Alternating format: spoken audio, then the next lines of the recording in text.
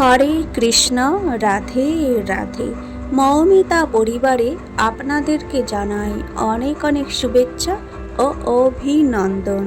আজকের আলোচ্য বিষয়টি হচ্ছে নির্জলা একাদশীর ব্রত মাহাত্ম্য কথা ও পালনের সময় উল্লেখ করা হবে এই ভিডিওর মাধ্যমে। শ্রোতা বন্ধুরা, আজকের এই ভিডিওটি আপনারা প্রথম থেকে শেষ পর্যন্ত মনোযোগ সহকারে শ্রবণ করুন, আপনাদের কিন্তু অনেক ভালো লাগবে। সবার আগে জেনে নেব আমরা এই ব্রতের মাহাত্ম্য বা ব্রত করলে কি কি পুণ্য লাভ হয়।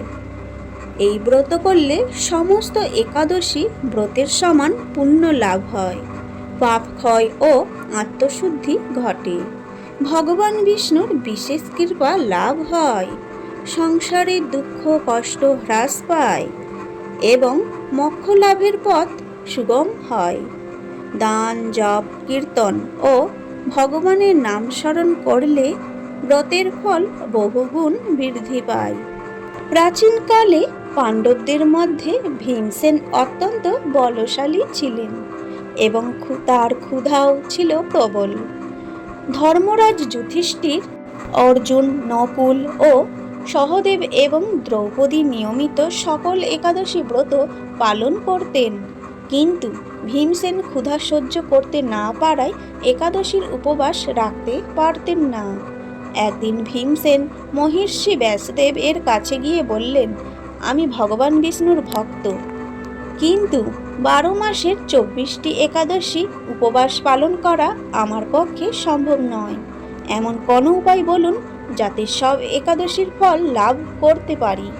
তখন ব্যাসদেব বললেন, জ্যৈষ্ঠ মাসের শুক্লপক্ষের একাদশীতে নির্জলা ব্রত পালন করো। এই দিনে অন্ন তো দূরের কথা, জলও গ্রহণ করবেন না। ভগবান বিষ্ণুর এর আরাধনা করবে।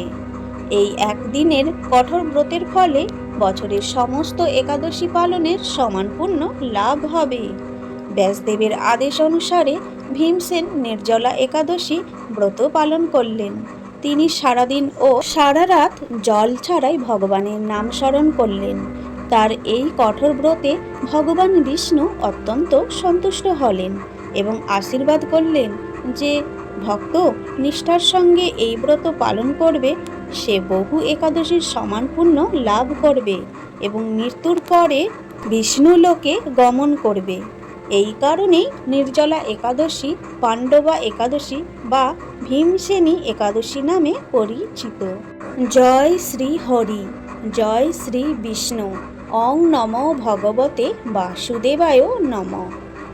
ব্রত মাহাত্ম্য কথা এখানেই শেষ হলো। এইবার জেনে নেওয়া যাক একাদশীর পালনের সময়। একাদশীর পরের দিন সকাল 5টা 25 থেকে 8টা 13 মধ্যে সকলেই পালন করে নেবেন। তার সঙ্গে সকলেই ভালো থাকবেন, সুস্থ থাকবেন।